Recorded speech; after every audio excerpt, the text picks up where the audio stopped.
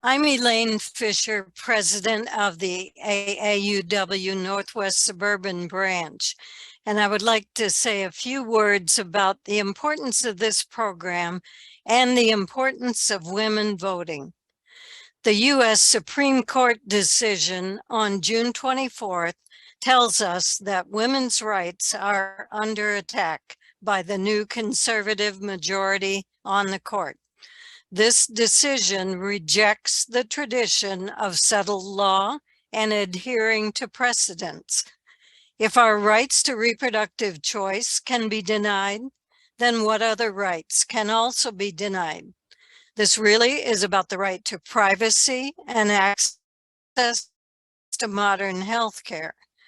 For women, it also means family planning is in jeopardy, which means having a career is in jeopardy. This will have terrible economic impact on women, their independence, and on their families. Justice Clarence Thomas has indicated that birth control and gay rights should be considered next for reversal. Contrary to the false rationale of original intent, this is actually about imposing one minority group's religious views on the majority. This is in conflict with one of our founding principles of separation of church and state. There are so many reasons that women need to raise their voices by voting. And these are reasons why I think this program is so important for AAUW members to educate ourselves and then become advocates by taking action and voting.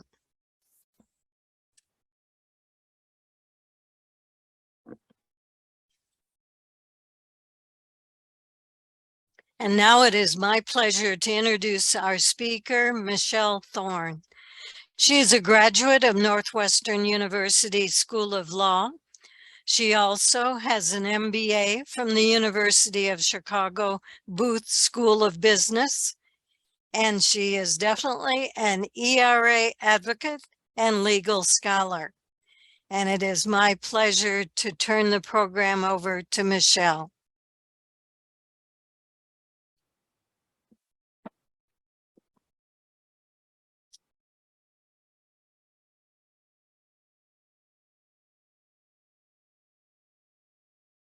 Thank you to AAUW for inviting me here to speak with you. Thank you to all of you for attending this program.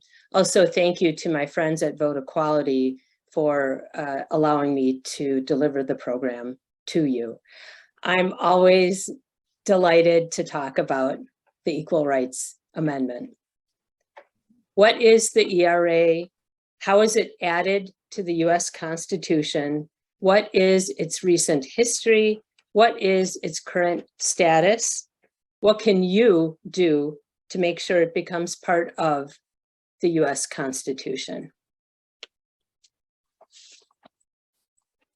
As I thought about this presentation to a group of committed citizens such as yourselves, I thought about community. Community is integral to ERA advocacy. Even our gathering here today is as a community.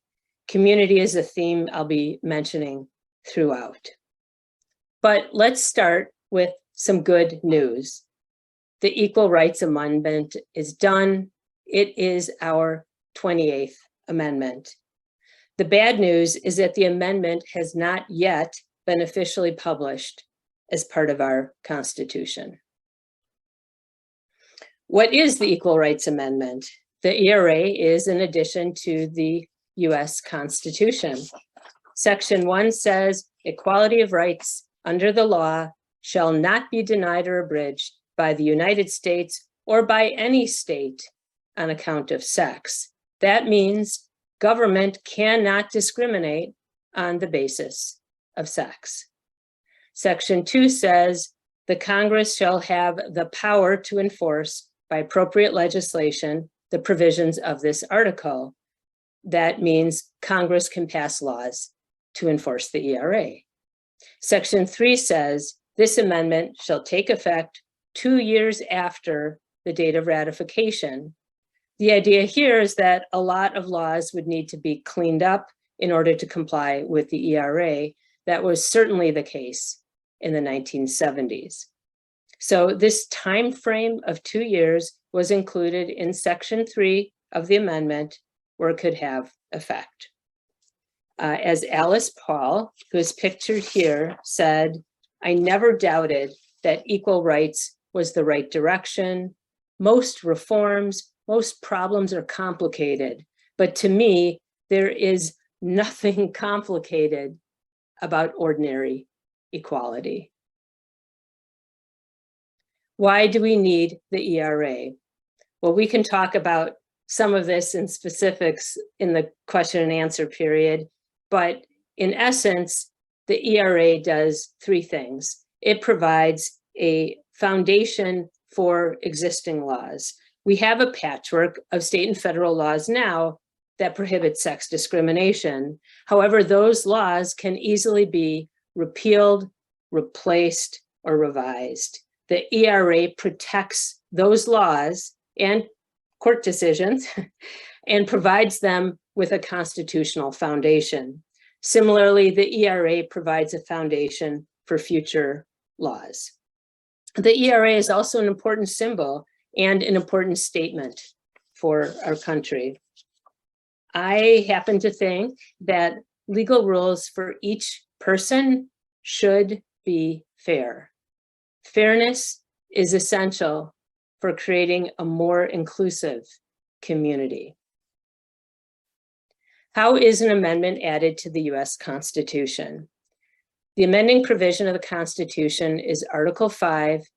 It sets forth a 2-step amending process. The first step is proposal. Passage of the proposed amendment by 2/3 vote of each House of Congress. The second step is ratification, ratification by 3/4 of the states. Then it's done. How did the ERA become our 28th Amendment? It followed the strict requirements of the 2-step amending process set forth in Article 5. In March of 1972, both houses of Congress passed the ERA by an overwhelming bipartisan vote.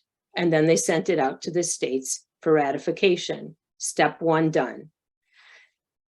On January 27th of 2020, 3/4 of the states had ratified the amendment. Illinois was the 37th state. Virginia was the 38th and final state needed to ratify. The ERA is done. The law is clear. Why hasn't the ERA been published? The polls show that the majority of Americans, regardless of political party, support the Equal Rights Amendment. However, there's always been some opposition from some people in positions of power. In thinking about the concept of community, I would characterize it this way. The opposition wants to maintain their own exclusive communities, and they oppose the concept of our government ensuring an inclusive community where everyone has the right to be treated fairly. ERA advocates have dealt with this kind of opposition throughout the amendment's history. In January of 2020, everyone knew that Virginia would become the 38th and final state needed to ratify the ERA. On January 6th of 2020, not 2021, 2020, it's January 6th is a special day, the Trump administration, through its Department of Justice, issued a legal opinion blocking the National Archivist from publishing a fully ratified Equal Rights Amendment. That Trump administration's legal opinion is erroneous. It's based on a faulty reading of the US Constitution. Many esteemed legal scholars have made this very point. The two arguments used by opponents against publication of the ERA are a deadline included in the resolution that Congress used to vote on the amendment, and attempts by states to rescind or undo their ratifications of the amendment. Neither of these arguments is correct, based on the Constitution's clear text, original meaning, and history. For an in-depth discussion, I refer you to a recent article I wrote for the Chicago Bar Association's Record magazine. And to the extent that there are lawyers in your acquaintance, or maybe some of you are lawyers, I would really love to have those folks or anyone curious about the arguments read the article. I have not heard an argument against what I've presented. So why hasn't the Biden administration corrected the erroneous legal opinion issued by the Trump administration? Here, of course, we're talking about President Biden and his legal advisor, US Attorney General Merrick Garland. To be honest, it's a mystery to me. Maybe they've forgotten to look at the actual text and meaning of the Constitution. That's my best guess. What can we do to force publication of the ERA? This is where your advocacy as a community comes in. First of all, publication of the ERA is the duty and privilege of the executive branch of our national government. President Biden is in charge of that branch. The National Archives, pictured here, is part of the executive branch. The Archives has legal responsibility for certifying and publishing in the official Federal Register any new constitutional amendments. Also in the executive branch is the Department of Justice. The DOJ should correct the Trump administration's legal opinion. President Biden, with the simple stroke of a pen, can issue an executive order telling the National Archives to publish the ERA today. We can put pressure on the White House to get it done. We can and are litigating the issue.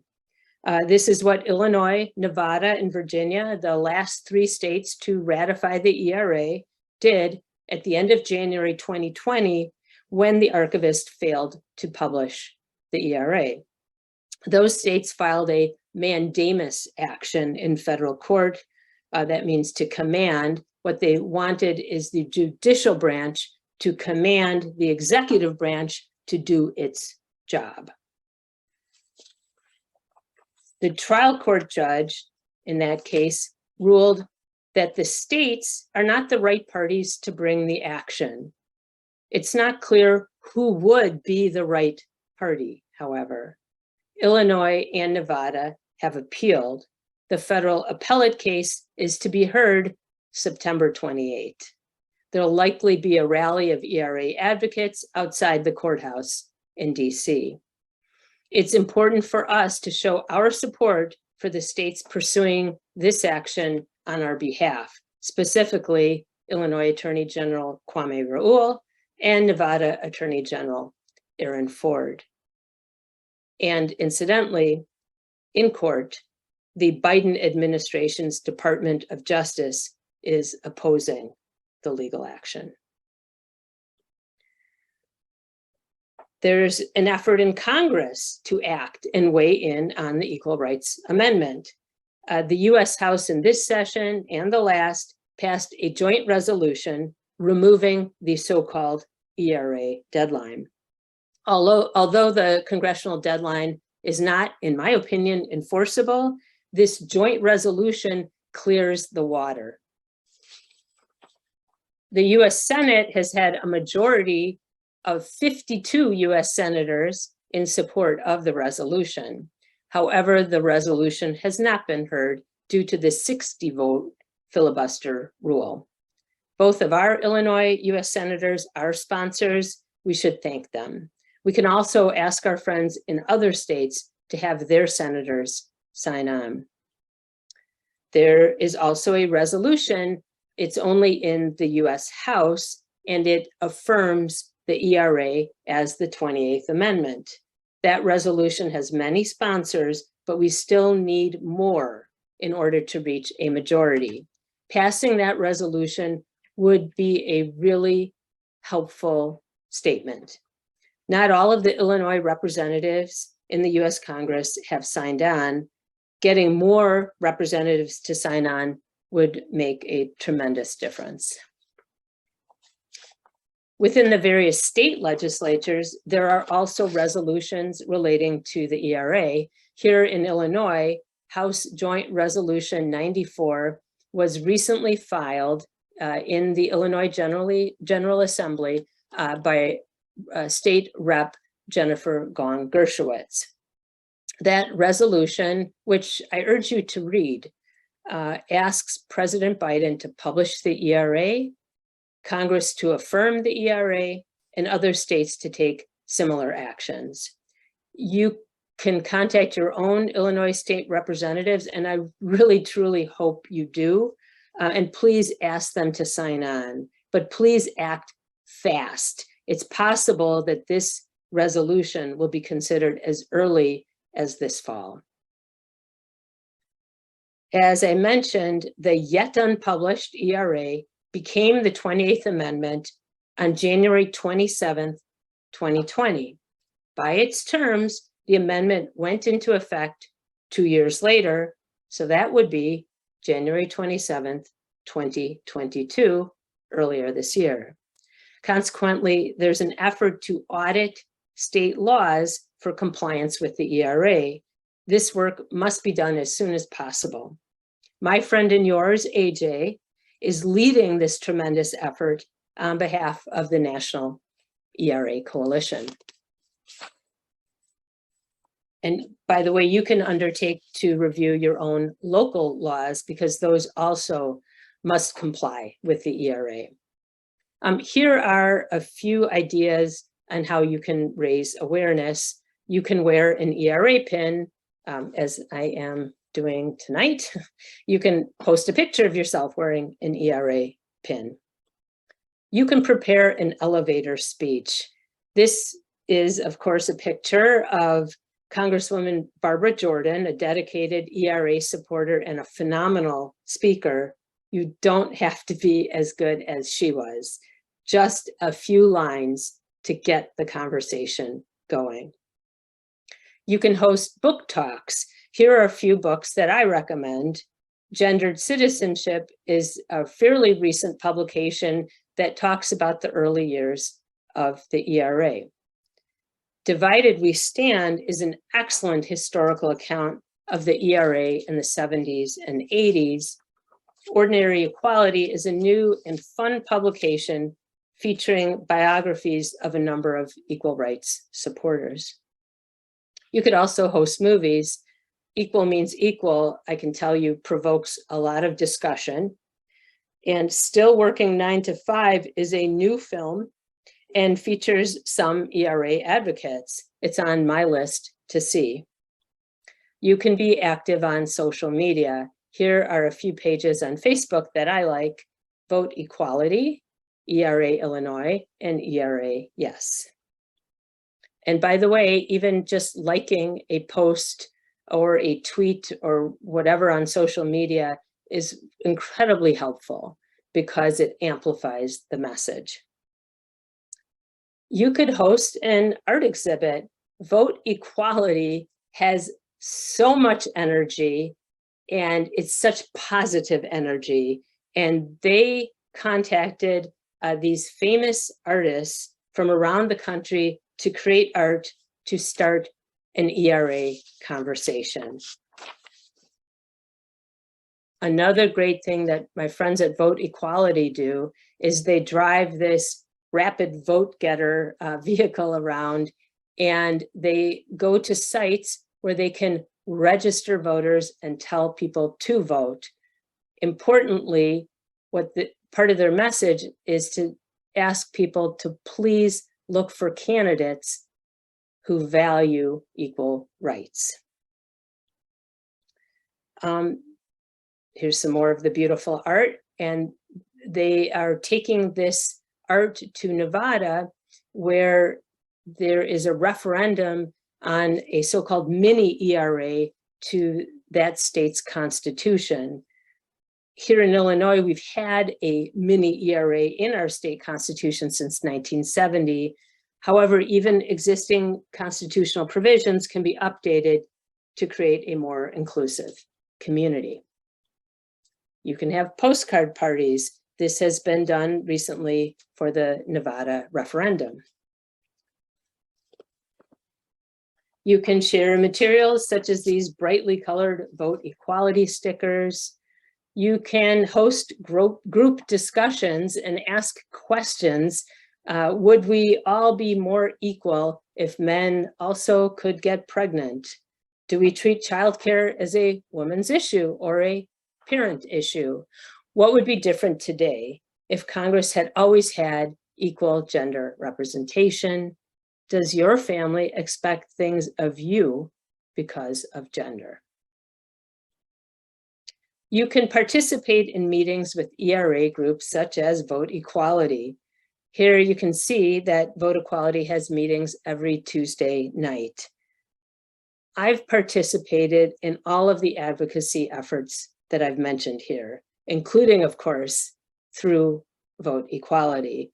The Vote Equality meetings welcome input, are positive, and are inclusive.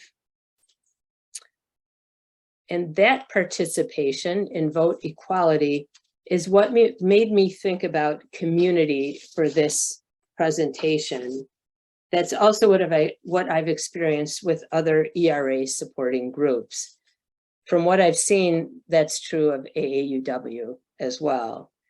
In my opinion, groups that create a strong sense of community are the most effective advocates. As AAU member Margaret Mead said, never doubt that a small group of thoughtful, committed citizens can change the world. Indeed, it's the only thing that ever has. I look forward to your questions and comments, and I thank you very much. Well, thank you, Michelle. Let's see what kind of questions we have. While I'm looking, I'll also mention that we would entertain any questions about voter registration, because the more of us who are speaking out by voting, the better.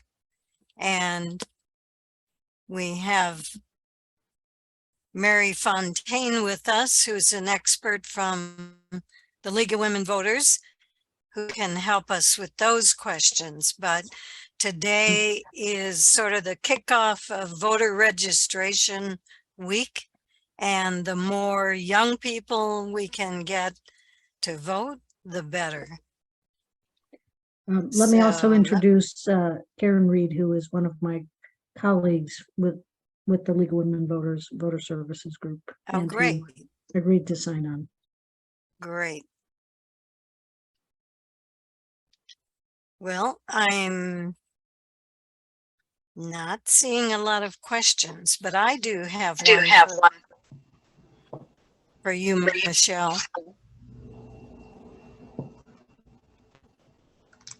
If the ERA had been published, would that have prevented the result of Roe v. Wade? Thank you, Elaine. That's an excellent question. It's a question that has been on the minds of many ERA, pretty much all ERA advocates. My answer is that practically my answer is yes, it should have. My response is that, in my opinion, and I'm sure this is audacious to say because I'm just a regular lawyer, I'm not a Supreme Court justice, but it's my opinion that Dobbs is unconstitutional. The Dobbs decision permits the government to discriminate on the basis of sex.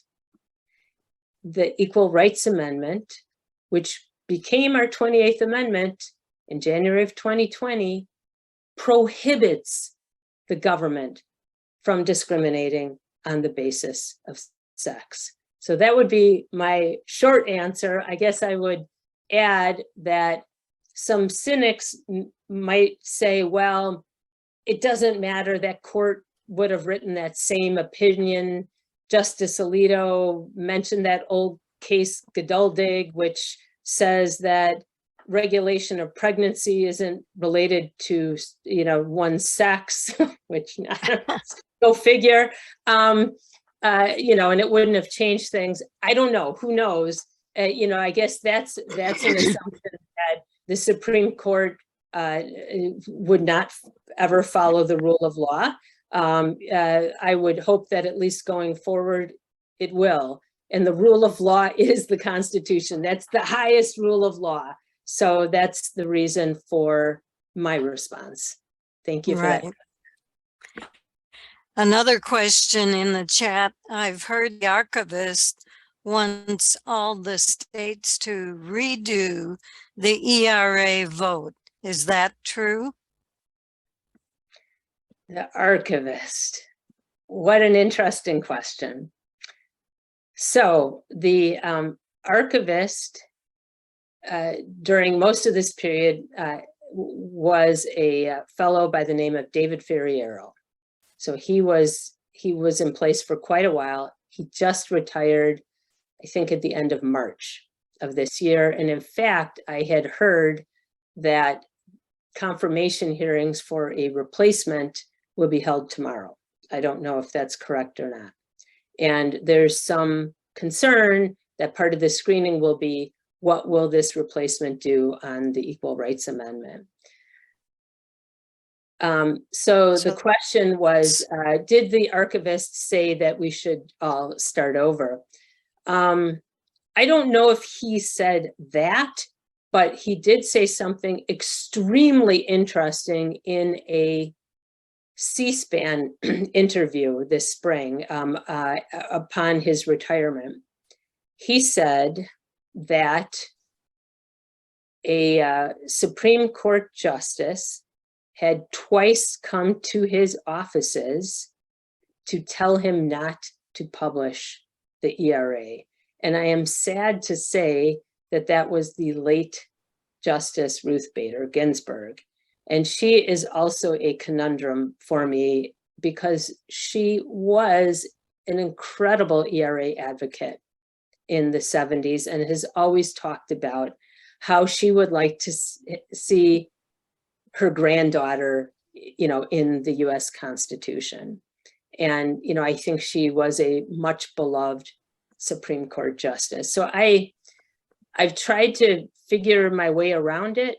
And I have come to the conclusion that because she was part of the advocacy effort in the 70s, and she may have, well, I know she did. She made some statements saying she thought Congress had authority to set a deadline. They don't. Again, audacious. They don't. There's nothing in the Constitution. It's completely, I wish Justice Scalia were able to look at this in a way, because everything is right out. I've read a gazillion books by Scalia. It's text, it's originalism, it's constitutional history. It's absurd to think that Congress had that power. But I think that she took that position because she was advocating for an extension. And I think it was probably it didn't work out, but a sound political strategy for advocates of the ERA in the late 70s to go back to Congress and say, hey, can you give us some more time? We only need 3 more states. That kind of made sense to me. It didn't work out, but it made sense. What are a bunch of women going to do? You read throughout history when women have come to people in power to get some kind of rights under law, there's always laughter. So what were the women to do in the 70s? Were they supposed to go back to Congress and tell Congress, hey, Congress, you never even had authority to enforce a deadline in the first place? No, they're going to do a political strategy. They know that a majority of Congress would vote by another resolution to extend the so-called deadline and give them more time. So it made sense, but I think maybe the late Justice Ginsburg felt committed to her advocacy strategy, if that makes sense. So, and Justice Archivist Ferriero, I think, was very much influenced by the late Justice. So to some extent, maybe he shared that belief that, oh, let's all start over. So that's my long response to the short question. Thank you. Thanks. Laura Seacon has a question. If you want to unmute yourself, Laura, and ask. Yes, I was listening to what you said, and I'm hoping I heard you wrong, but maybe you can clarify. Did you say that on September 28th, the Biden administration is going to be like opposing what Illinois and Nevada are trying to do? And would you have any reason as to why or what you suspect that their argument is going to be? I have read their argument, and yeah, and the answer is, Laura, is yes. They are the opposition in federal court. So it's, you know, I think the primary person arguing is someone from our Illinois Attorney General's office, and it will be U.S. Department of Justice people arguing against publication. They have argued that the states are the wrong parties to bring the suit. And I don't litigate in federal court, but it's my understanding that judges love to not make a decision and just say they're the wrong parties, and then they don't have to rule. So standing is something that I think, I mean, there's a reason for it, but I also think it's awfully convenient when folks don't want to rule.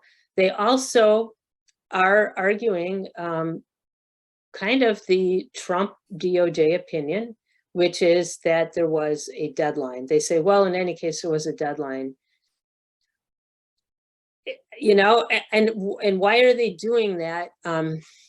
Again, this is supposition, and all of the things, all of the opinions I'm expressing are my own. None of them are, you know, that of vote equality or any other group I'm with.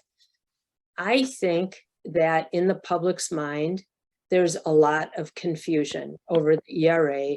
I see letters to the editor. I see major journalists. I even see some lawyers who talk about how the ERA is dead. And I think it's because it was thought that the ERA was dead in the late 70s. And because the advocates got an extension of this deadline. So they kind of, in a way, conceded that there was a deadline because they went back to ask for more time. But again, I would distinguish it as a political strategy. That is not a constitutional analysis. However, one of the people who was at these many hearings testifying was then Columbia law professor Ruth Bader Ginsburg. One of the people making a decision was a fairly young senator from Delaware, Joseph R. Biden Jr. I also had heard that Merrick Garland, who is, you know, our U.S. Attorney General, had worked for some of the ERA advocacy groups. I don't know whether this is true or not, but he apparently had made some comment to one of the famous advocates that he had done this. So it's almost like they all drank the Kool-Aid. And I know it's very almost impertinent of me to say it, but it really just doesn't make sense. And I'll tell you two other things, and I had told Elaine I wouldn't get in too deep, so hopefully she won't, you know, pull the plug on me here. But there are two things, I kind of call them pulling the curtain moments. I think of it as that scene in The Wizard of Oz where Toto the dog, and we're all hopefully of the generation maybe where we've seen it, I don't know, I am of that generation, where the dog, Toto the dog, pulls the curtain back and you see that the wizard is just a man, right? And we had two moments that I can think of when that happened. One is super interesting. So at the very same time, there were all these hearings. Should we let, and I'm sure this is how they thought about it, should we let the little ladies have more time for their amendment, right? So they had, I don't know how many hearings. I read through a lot of transcripts in 77 and 78. Should we give them more time or no or not? Just, you know, kind of ridiculous exchanges. The very same time that was being done by Congress, Congress passed a constitutional, voted on a constitutional amendment and passed it out and sent it to the states. And guess what they did with this constitutional amendment? That's the most recent one that Congress voted on and passed out for ratification of the states. It was called the DC Voting Rights Amendment. That amendment included a deadline, not only in the congressional resolution, where it has no effect, in my strong opinion, but they also put it in the text of the amendment, unlike the ERA. And the reason they put it in the text amendment is because they already knew that the deadline they put in the resolution did not have effect. So they put two deadlines in, one in the text. In 1978, at the same time, they're thinking, should we let the little ladies have an extension? Okay, that was the first curtain pull that I know of, right? Then 10 years after the ERA supposedly expired due to the June 30th, 1982 deadline, the George H.W. Bush administration decided to publish our most recent constitutional amendment. So by the way, I should have said the DC Voting Rights Amendment didn't get enough states. That is the only amendment that actually has expired. Why did it expire? Because the deadline was in the text of the amendment, okay? So we did add an amendment in 1992. I was a young attorney at the time. My husband was, we were practicing, we liked constitutional law. We didn't even know it happened until recent years because nobody knew it happened. It's the 27th Amendment, it's a congressional pay amendment. It's a stupid amendment that Congress could have made a rule about itself. It basically says that if Congress gives itself a raise, that raise does not take effect immediately, but after the next election. It was thought that this was kind of a good housekeeping amendment. This congressional pay amendment was drafted by James Madison. It was passed by Congress in 1789, along with the amendments that became our Bill of Rights. So I won't give you the whole story if you want, news clippings on or whatever. Basically, though, in that decade between 82 and 92, more ratifications were added because there weren't enough apparently in the late 1700s. More ratifications were added to reach the 3/4 threshold, Michigan being the 38th state as of May of 1992. And then what happened? The Bush administration, through their Department of Justice, issued a legal opinion and they said, oh, yes, it's over 200 years old, but it meets the strict requirements of Article 5 to be our 27th Amendment. And Congress, probably embarrassed because it has to do with congressional pay, within a week or so, passed a resolution affirming it. Of course, they agree with it, and the courts didn't even rule. Okay, I will say that amendment didn't have a deadline anywhere. But the idea that the ERA after 7 years or 10 years is all of a sudden old versus this 200+ year amendment is just ludicrous. So this again is a time when Toto the dog pulled back the curtain and we knew what people really thought. And I'm so sorry, I had just read too much about the ERA. So every question is going to have these layered answers. And thank you for that question. Well, here's another challenging question. Does the ERA make it easier to win in a case of sex discrimination? We have some rights now, but there are always issues. That's a great question, Elaine. And I, again, had promised you not to go too deep into the law, but in general, the concept is that by putting the Equal Rights Amendment in the Constitution, sex discrimination will be taken more seriously by the courts. There are folks who will say, why do you even need the ERA? You've got the 14th Amendment. To some extent, I agree with that. And I think it was our own Supreme Court Justice from Illinois, Justice Stevens, who believed that. But he also believed that there shouldn't be different levels of seriousness when it comes to discrimination. He thought it should all be the same, and it's not the same. So strict scrutiny is given to things like religion and race and ethnicity, that kind of discrimination or that, kind of a constitutional violation. Women as a class have only been given something called intermediate scrutiny. That essentially means that the government has an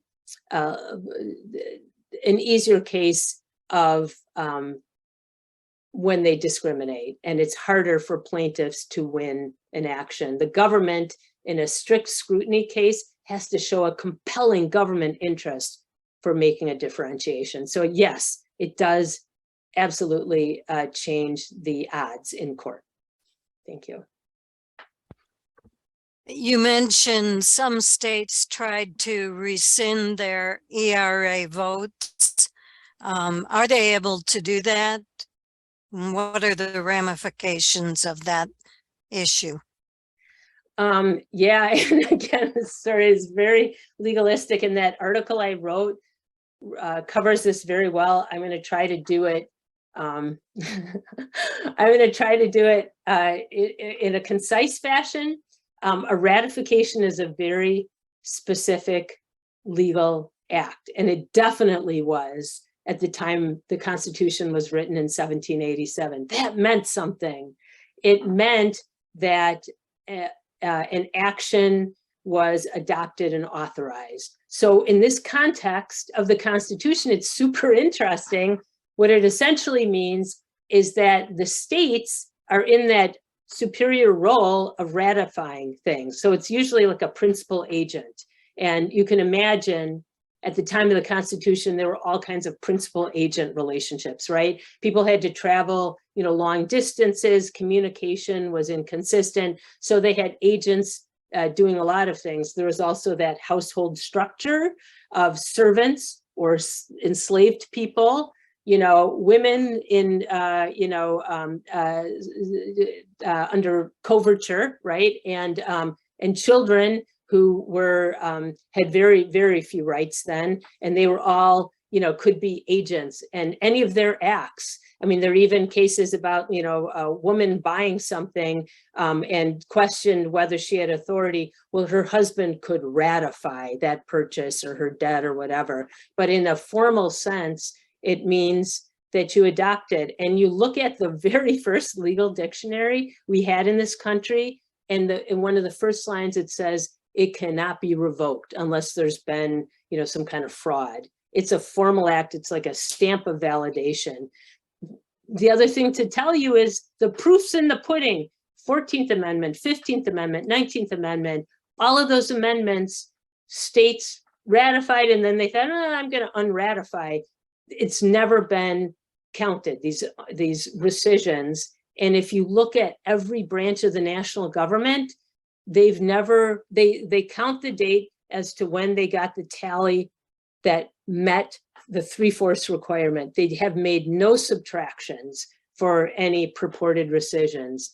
It just, and when the Constitution itself was being ratified, it was New York who said, Alexander Hamilton, who said, you know what, he wrote a letter to James Madison. He said, James Madison, New York will ratify, but we're going to retain the right to rescind our ratification if we don't get a Bill of Rights in the Constitution. James Madison wrote him back very clearly, and I know this stuff too well. It was July 20th, 1788. He wrote Alexander Hamilton back, and he said, ratification is forever and in toto.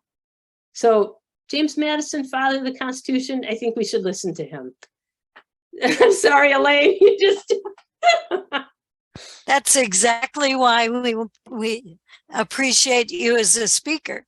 You know these things, you've been working on this and dealing with these questions. Let's see if we have any new ones in the chat.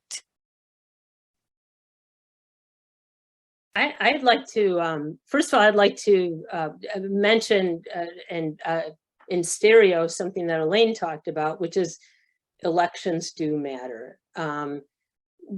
Virginia had been the lead organization in the litigation, but then they weren't. Why? Because their political power changed and they were no longer in support of the ERA. Aaron Ford is up for election, you know, in Nevada. He's one of the two attorneys general. You know, that could affect the litigation, which is, it's just all preposterous because the ERA is done, but still we have to fight. And it's not unusual when rights are given that they be questioned and opposed. We've seen this again and again with the Reconstruction Amendments, with the 19th Amendment, you name it. So it's not unusual, but if you're not in a position of power and you don't put pressure on, you know, we can get rolled over. Right. Well, I'm going to continue a little bit on that soapbox of the importance of voting.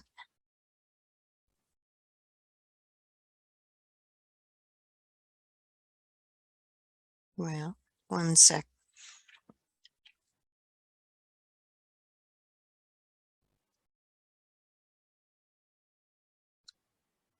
People oftentimes say that my vote doesn't matter. And when you actually look at the facts, especially in the midterms, when only 21 or 22% vote of the registered voters, are you seeing my slides now? There are more people who did not vote, who may say we didn't vote because it won't make a difference.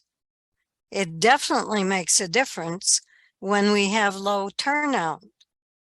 So we definitely need to turn out and vote.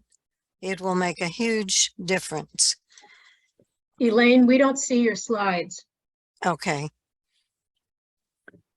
Just as a point of comparison, in Cook County, the midterms the last few years have been a little bit over 50%, or in one case, in 14, just below 50%, and then in 18, over 50, just like 56% or so. So it's not as low as 20, but it's still a very low percent of the electorate making the choices. Now can you see the cartoon?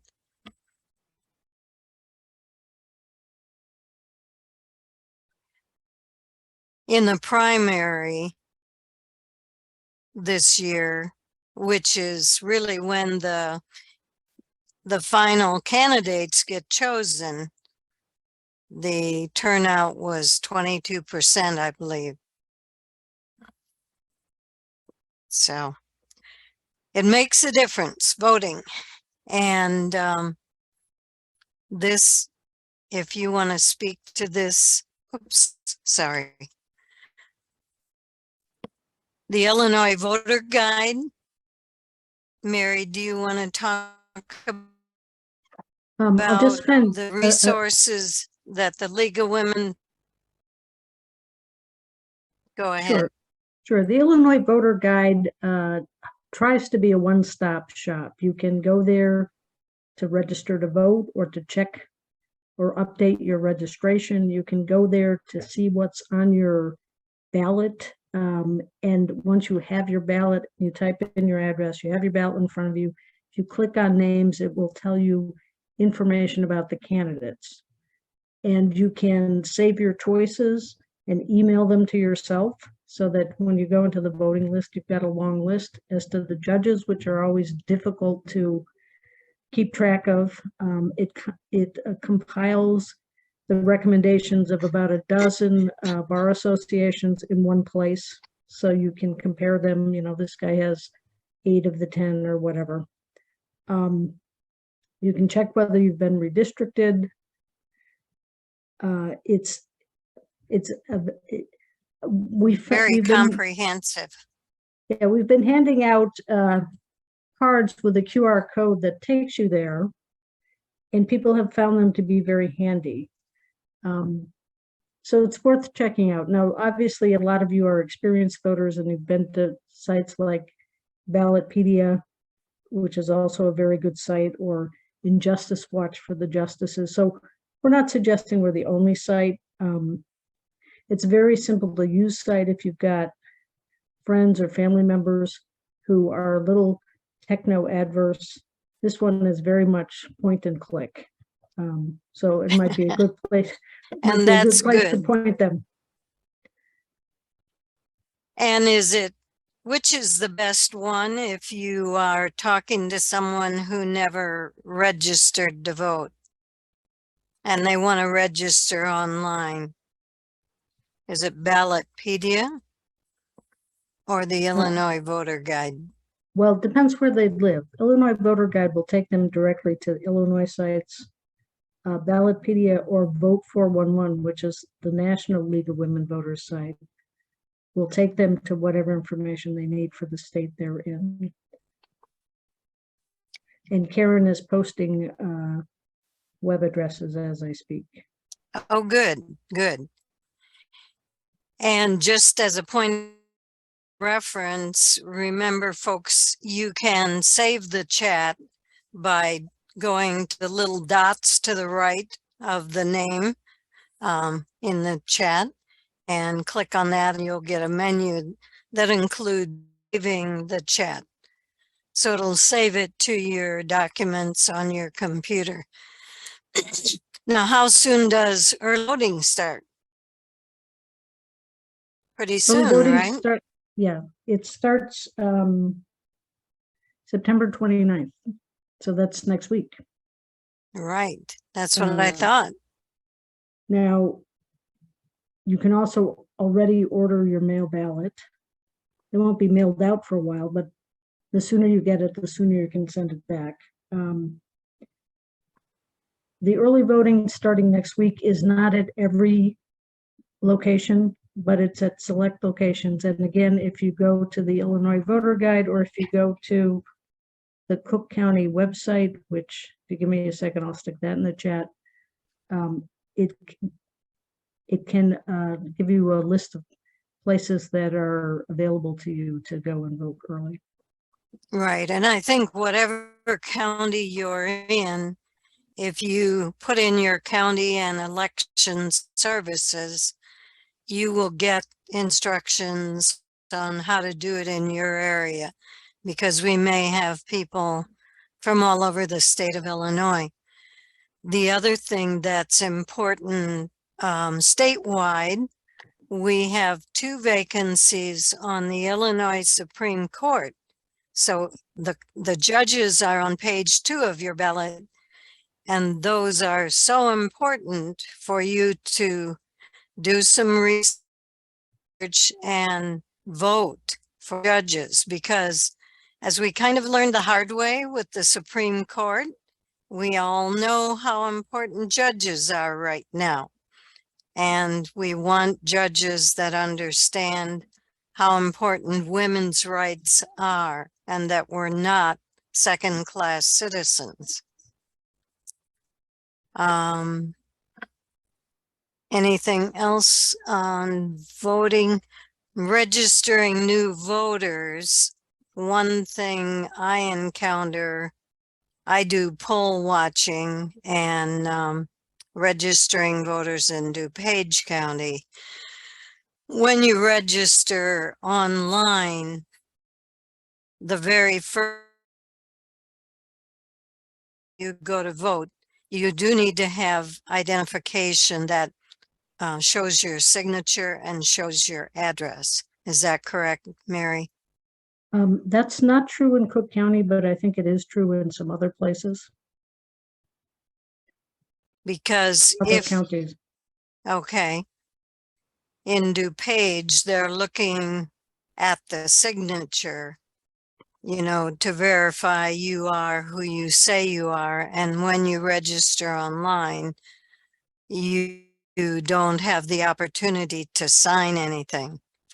So at our In- polling places in DuPage, you need something that has your signature, and then they ask you to sign in, you know, when you check in to vote.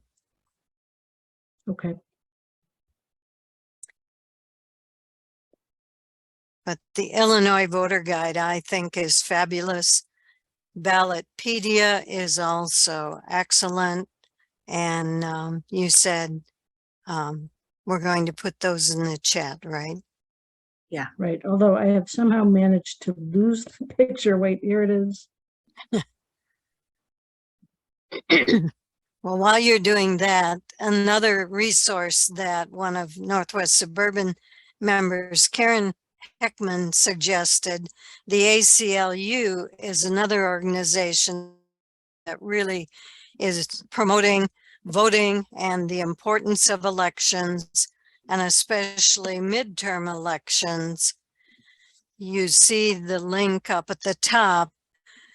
These midterm elections are the time when we elect a lot of local and state officials and judges. So those people really affect us directly more than perhaps the president. So everyone turns out to vote for the president, but we have very low historic turnout for the midterms. And we really need to speak out and counter that, because they are really almost more important. And if you need talking points on that, I would suggest you go to this website, and maybe Cynthia, can you put this in the chat perhaps? What do you want me to put in the chat, Elaine? The acl.org/news/voting rights Yes. /midterm elections, how these I can do that. offices impact your rights.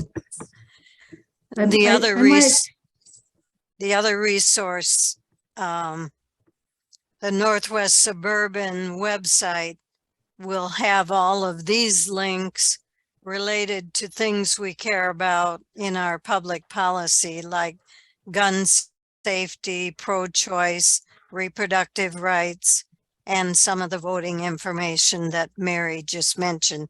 Mary, did you have something to add? two things. The thing I hear the most is, oh, Illinois is always a reliably blue state. That won't be true if people don't vote. And Exactly. because the red team is very well organized and the blue team is less well organized. So we really do have to get out that vote. The other thing that's very important and that's suffering because of the COVID and because of all the animosity in the election scene is everybody is having a hard time finding election judges. And obviously the amount of polling places you can have, the hours, the ability to have short voting lines, et cetera, depends on having humans at the polling places who can actually process the voters as they come in. So I also posted Right. a couple of sites where you can get more information, at least in Cook County and the city, as to how to sign up to do that. Or if you have Right. any, it's a high school day off this year. So if you know any high school kids, they can earn a few $100s by doing it. Right. And And the it- pay has gone up, doubled in fact, And I'm in not some sure about cases, that. from what it used to be. college students can get credit, especially community Hmm. college students for doing it. So, you might try to corral some of the students and see if you can get them to volunteer. I have a question for Mary. This is Diane. I requested to have mail-in ballots for the rest of my life through Cook County. The Mhm. last election, it was a nightmare. I was going out of town. I figured it'd be great to do it and then leave. And my ballots didn't come. I emailed multiple times. It was all messed up. And I was sweating on like the day before I left, my ballot came. I finally got it because otherwise I was going to be again out of town and I would have missed my mail-in ballot. My question is, if I've requested that, could I do an early voting site? Am I just messing up the system? You can go to an early voting site. If you don't have your mail-in ballot, they will ask you to fill out a provisional ballot, and then they'll check to see that you didn't vote twice. But you definitely can go to the early voting site and vote, explain what the situation is, and they'll take that into account. Or do we think they're going to actually come out timely this time? Because Yarborough's office had a total disaster last time. They said some of them got batched, they went out, and a whole bunch didn't go out, and it was not good. Well, can you sign up? Can you sign up to track your ballot request in Cook County? Yes, you can. Yeah, and I Okay. was, and it wasn't going out, and that was my frustration. It wasn't being I mailed. can understand. Yeah, who needs the aggravation? Yeah, I thought this would be easier, and it ended up really causing a lot of stress to me. Yeah, Hopefully they'll I'd like to just address that because that happened the same thing to me, and I'm the kind of person that I requested my mail ballot as soon as they said I could. And I didn't get the ballot. And in fact, I never got the ballot, and except until after the election. And so I had to vote provisionally, and I really don't want to do that. I'm also an election judge too, and I just wonder if they're actually counted. Sometimes I think I've heard that if an election is all, heavily towards like one candidate, that they don't count the provisional ballots. I don't know if that's true or not, but No, I don't think that's true. But what you may have to do is it's provisional because of a reason, and you may have to validate that reason, like bring something with your address or come in and sign in front of a notary. So if you vote provisionally, you do need to follow up and make sure that it is, what's the term, Mary? Validated? you might have a Cleared. different system in DuPage County, but in Cook County, You have to resolve the issue, not in Cook County. not in Cook County. Are you in Cook County, Karen? yes. And so, Diane, I think I've just decided I'm just going to early vote, just to make sure my vote is counted. Because until the clerk's department gets mail balloting more, I guess, cemented, Organized. working correctly. I mean, and in conjunction with the post office, that's a whole nother ball of wax. Right. But right. I had asked, from here on out, I always want to have this. How do I rescind that piece? I think you're in Cook County. Cook County, yeah. So I would just go to the Cook County Clerk's website, which I think Again? I posted on there. Okay. And you can see what's on there about, in fact, I just got an email from the clerk's office that said, oh, we have mail balloting now. And I said, no way. I couldn't do that. Right. I'm sure you can contact the county clerk to change that. Yeah. Okay. Thank you. Welcome. Well, I think we're I, a I little do have over. I do have one more question. Where do we Okay. get the T-shirts that say ERA the 28th Amendment done?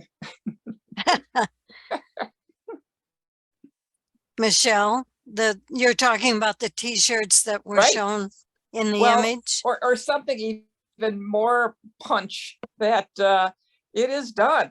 Do you have some artists with AAUW? So the t-shirts I showed, what a great question. The t-shirts I showed were made for me by a artist who's well known in the Chicagoland area named Ann Hayden Stevens. And they were just perfect. And she made them for me because I was going to a legal conference on the rule of law. And of course, the rule of law means don't listen to the people who are kind of little kings, listen to the law. The law is the king, the law is what you should follow, rule of law, and so on. So I was going to this kind of highfalutin conference in Chicago, and I asked her about making t-shirts, and she made these perfect t-shirts. And it really got people's attention. And the person with whom I've been trying to engage on the ERA is a person at Yale who is cited the most by the Supreme Court. So, but I just haven't been able to rope him in, but I saw him again at this conference. But in any case, and I wore one of those shirts recently because I saw Justice Kagan, who, by the way, was wonderful within this last week. So I've worn them to a couple different things. I don't know, maybe someone could make a shirt like that, or maybe the artist would consider making more shirts like that. But it is kind of fun to be a little obnoxious. Right. And I'm wearing a vote. I found this shirt online. Vote, and then it has the lace collar, and then it says we're ruthless in honor of Ruth Bader Ginsburg. So I would say check online and maybe look at the ERA Yes site. I'm showing you a few of the things that I mentioned earlier. When you think about voting for candidates, keep in mind our public policy issues, family planning, paid sick leave, gay rights, gun safety rights. And let's do our research and convince anyone you know to vote. Right. If I could just put in one more note, I apologize. Sure.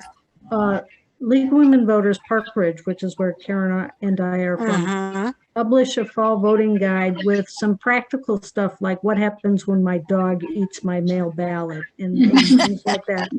And we put that out on our website at the end. It should be out by the end of the month, if not the first week in October. The site for that is very simple. It's LWVPR for Park Ridge. I put it on, Mary. Okay. It's excellent. Our newsletter writer is great and it's so informative. So read it.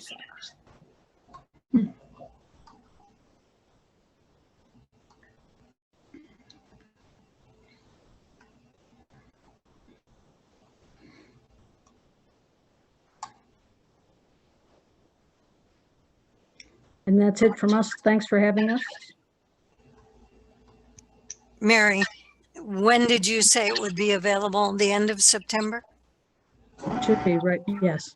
Or at the very latest, the first week in October, right about the time you can early vote. We're getting feedback from somewhere. Can everybody mute themselves? You can go to the site website now, our website, and take a look at some of the newsletters. We kind of continually put in voting information there that's very valuable. So that was LWV It's in the chat. Yeah. Okay. Great. Well, thank you, ladies, so much for giving us the specifics on voting. And I was sorry to hear about the vote by mail snafu, because for people that are kind of afraid of some of the threats that are being made now about coming to polling places, you know, the folks who want to ban books, voting by mail is such an easy way to do it.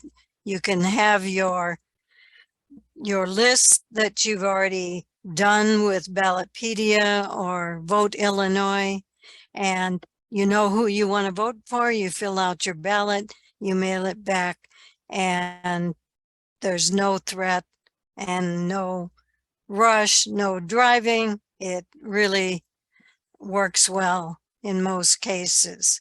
And signing up for tracking your ballot is a good thing too, because when you mail it back, you might be worried about the post office. And so you might want to know when they've received it. And so tracking gives you both things, when they mail it out and when they receive it back from you. Also in Cook County, you can drop your mail ballot off at any early voting site. The same in DuPage County, and I would hope that would be true around the state. What you can't do is you can't drop it off on election day. On election day, you have to actually vote. Right. Although you can, the ballot can be postmarked on election day. That's cutting it a little bit close though with the Chicago Right. mail. Right. Well, thank you, Michelle, and thank you everyone for coming tonight. Our upcoming programs on October 20th, we're going to be focused on diversity, equity, and inclusion, talking about our personal growth path, and everyone's can be different communities are different. And then on November 12th, we'll be focused on AAUW fellows and grantees. This is a program we're co-sponsoring with the Chicago AAUW branch. So we encourage you to come back again.